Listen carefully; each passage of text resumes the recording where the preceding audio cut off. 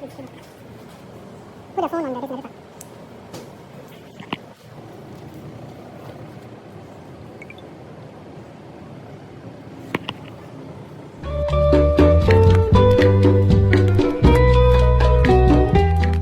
Welcome to the Inside Studios, where trending matters on education is unpacked.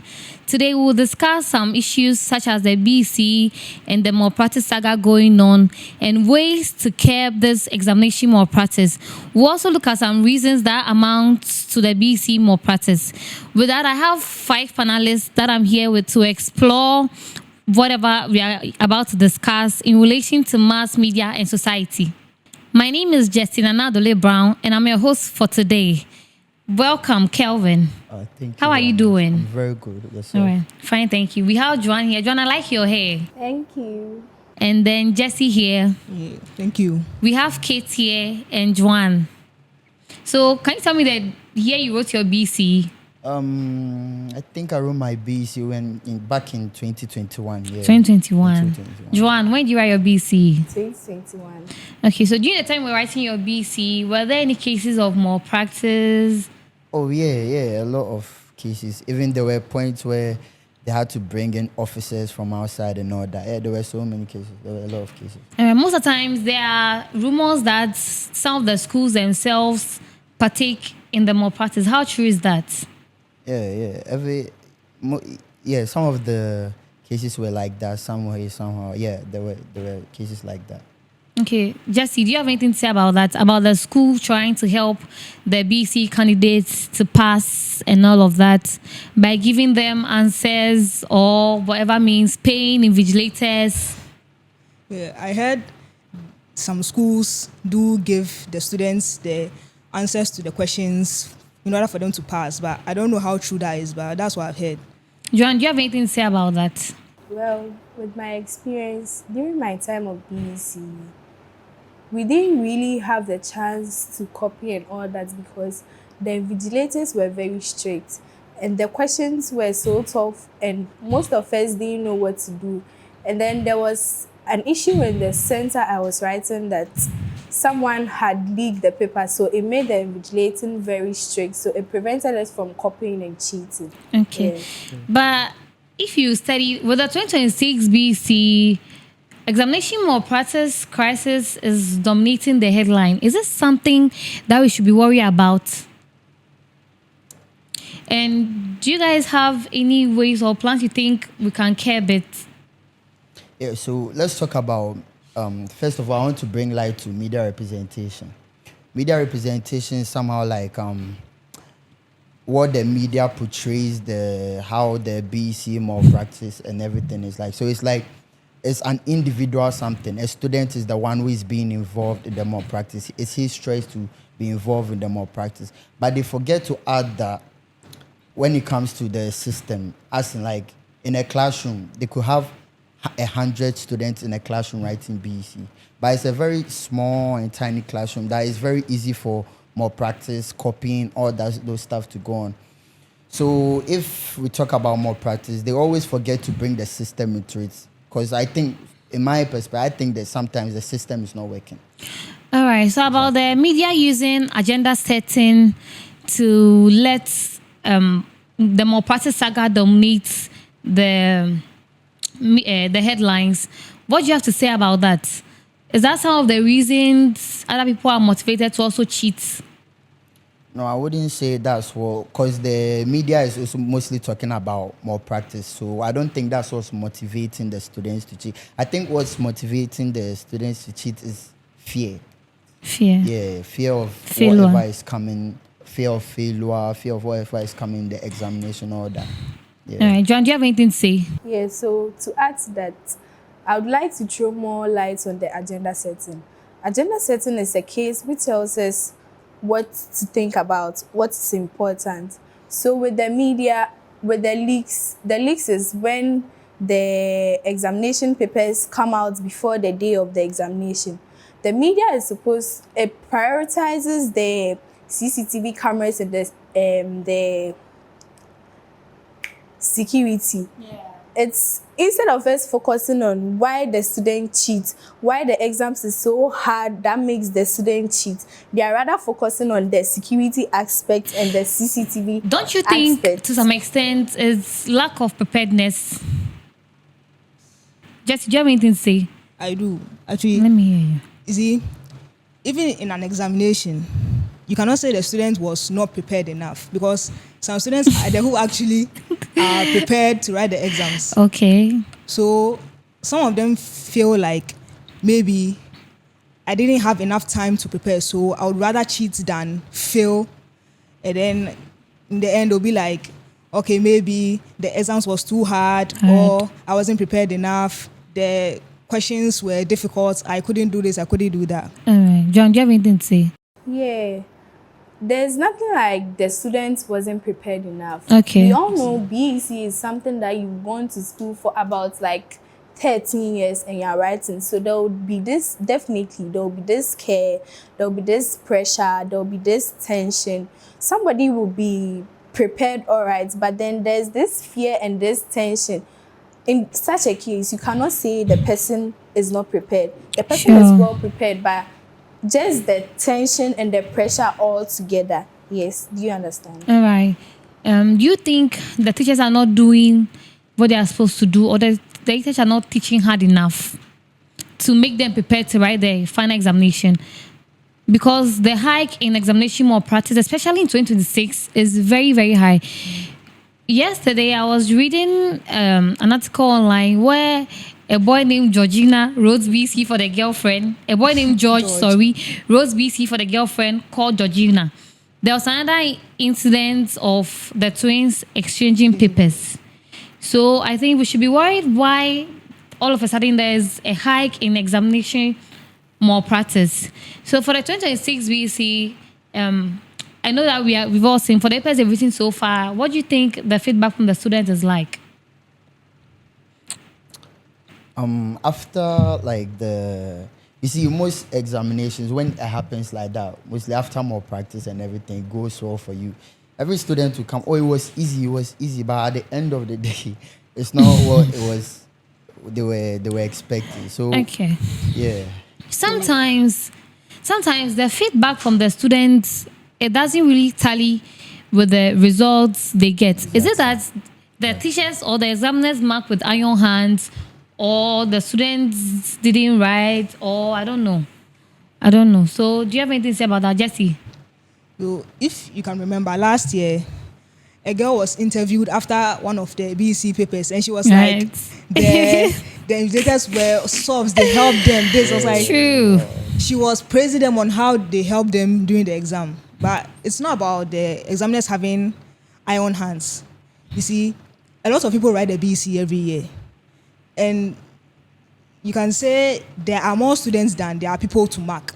So some people can even get frustrated. And then they can just take a script and then look at it and be like, what have you even written? Let me just hurry up, and because they want to get paid. They do get paid Sure. for it. So they want to mark it according to how they are supposed to. Because my auntie marks scripts for exams. The more you mark, the more you get The paid. more you get paid. So as long as you just mark and move on, you can get what you want. But it doesn't depend on them having iron hands.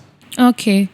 So what can we do to take away this narrative that because the more you mark, the more you get paid, examiners mark anyhow? Should there be a system that marks, or what can we do about that? So I think there should be more teachers to mark.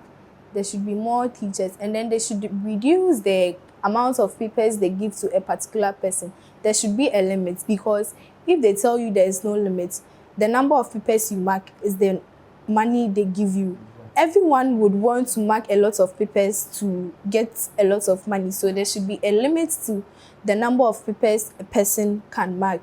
And we should also focus on the students. We should also focus on why the exams is difficult, not why the papers leaked or why the children are supposed to cheat. Because trust me, if the exams isn't difficult, or if the students are taught according to how the exams would be, people wouldn't cheat in the exams hall. And about leaking of papers, have you ever thought of it? Who are those involved? It's I think it's mostly the How students. do the question come out? No, mostly the who leaks it? I Because mean, the students they don't work at WAEC. So how do the questions come out? Okay, so me, from my perspective, what I think is that there are people from WAEC, some workers from WAEC also. Let's say your uncle works at WAEC, your auntie works at WAEC, and your auntie wouldn't want you to fail was or BEC. So what would they do? They'll let you have some of the questions, so that questions. you know what is going to come. And because you've had you have friends, you want to be, oh, my friends are also writing BC, they're also writing YC, so I want to share with them so that they will not fail. Yeah, I think that's how it ends up spreading and all that. Okay. Yeah. Do you have anything to say? And some people also, because maybe they have access to the questions, then they contact the students, or maybe the student contacts them. I don't know how they get their contact. Then Pay they ask 200, for, let me give you yes, question pay number this. 1. Let me give you question number 1. Let me give you the answers to this question. But maybe sometimes they don't even give them the question. Just take their money and then disappear. They don't mind them. But when they actually do give them If you are the yet to questions, write BC, don't let anyone deceive you that. If you are yet to write BC, don't let anyone deceive you that. Please, I have questions for you. It is a lie. it is a very big lie, because even if they do give you the questions, what is the guarantee that those are the actual questions That will come. That will come. Because when we were writing exams, sometimes I think was it BC or WASI, the questions leaked, and then the day of the exams, fresh papers came out. It was very hot, and we were writing it Right from the oven. right from the Okay. oven. So Joanne. I think you shouldn't advise them only not to pay for the questions. Have you heard of instances where people say after the results are released, they can change? Yeah, so you should Yeah, be all careful. Those, are scams. Those ones. Your results can never be changed. Yeah. Okay. We have here our next set of panelists, Kate and Joanne. You are welcome. Thank you. Kate, so I'm asking, what do you have to say about examination malpractice in general? So we can't ignore the fact that the media constantly reports that everybody is cheating, thereby creating a social learning environment where students often see like cheating as a normal in the society. All right. Joanne, what do you have to say about that? So what I can say is that in the past, when it gets to examination, the editors and government officials are the ones in charge of questions and stuff. But now with the media, social media has made everyone predict questions. People can set questions on their own. So this has made it very difficult to believe what is true or not. Sure. So, what are some of the ways you think GES can call people to book? Like those that leak examination questions, those that set false questions and predictions, all of that. How can GES call them to book? Because they are one way or the other part of the reasons why examination malpractice is on the rise. Yeah. So one other way we can solve this is by arresting those that are in charge of this thing, invigilating. Some of them will give the student the answer. So if you are caught, we should arrest you and jail you. Okay. Yeah, so I think they should be banned.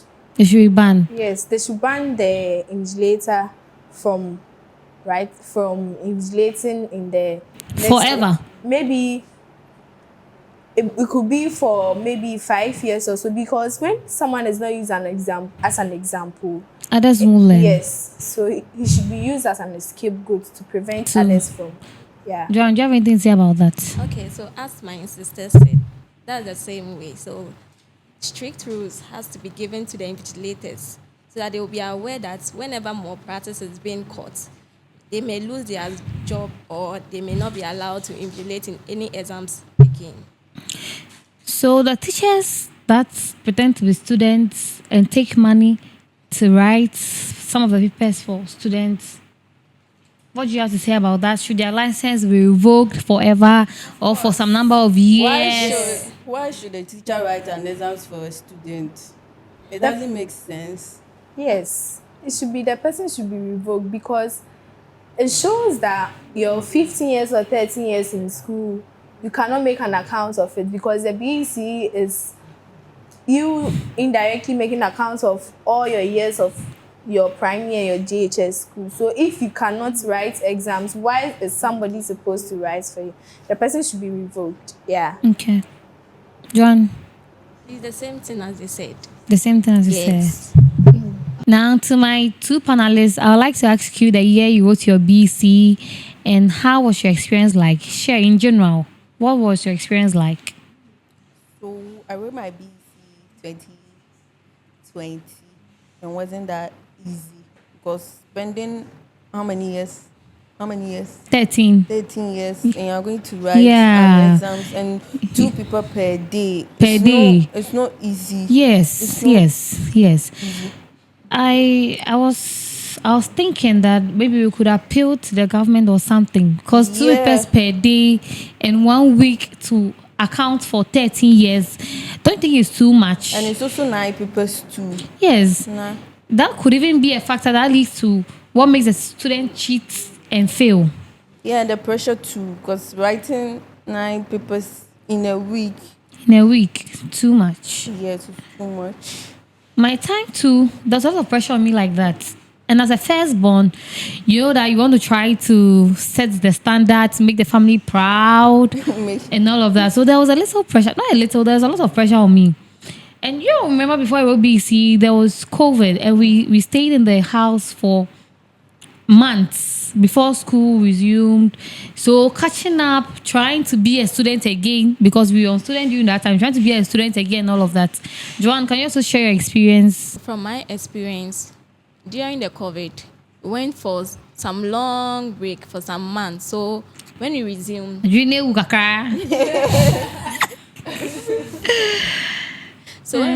had a lot to learn. The things were packed. So the teachers were giving us a Pressured. lot of work, Pressure. assignments, more True. time now, tests, mocks, more time now, tests, mocks. So we're under pressure. And with me, I was very prepared because even when I was in the house, I was You were learning. learning. Lucky I was you. learning, so I was very prepared. But some of the students, they will not learn. They will be like, oh, Joanna, when we go to the exam, so all my hope is on you. So Hey. please, if you don't teach me this exam, then I'm not sure I'll pass. So some of the students will not learn. Then they'll put all their hope in on you. someone. Yeah. That will also lead you to fail. That will also lead you to, Or so to you'll cheat. be even confused because the way they'll be calling in the exam, so this one will call, this one will call, this one will call. Yeah. Some people even stand up and come and take your paper. And you'll be confused. Yes. Yes, And they this one didn't will arrest pressure them. because you're afraid to fail.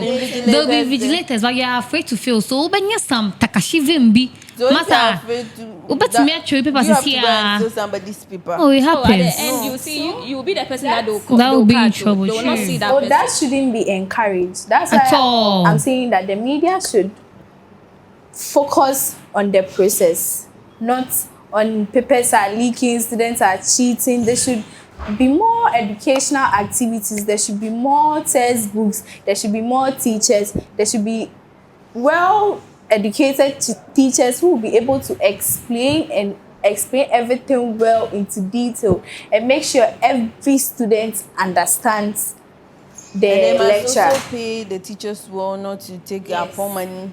Yeah, like each person. Oh, should for that contribute. one, I think is 10%. more of morality than anything else, because no matter the pay they are giving you, you know the pay they will give you before you agree to do the job. So if you are taking up money, that means you are not moral, you are not disciplined. So let's not blame that on the pay they are getting. Not at We should all. blame the It's pay more that of they are it's getting, more because of morality. If you are paying 10,000. What will a poor Oh, money do to people you? are very greedy. You can pay them 50,000, they will still take up money. People are greedy. You get? Yeah, all right. So I think we've touched on all aspects, and I really enjoyed this edition and this discussion. Thank you so much to all the panelists. Thank you to my listeners too. This is the Inside Studio. We discuss trending issues in education. And as this edition wraps up, I want to tell the policymakers and the media to stop glorifying the greats and start celebrating the process. So stop glorifying the grades and celebrate the process of getting the grades. The process of getting the grades, which is hard work, which is encouraging students, which is the media trying to shift the perspective of making it look like all students cheat, which is not true, and start celebrating the process for the last time. Thank you all once again. This is the Inside Studio. See you on our next edition. Bye.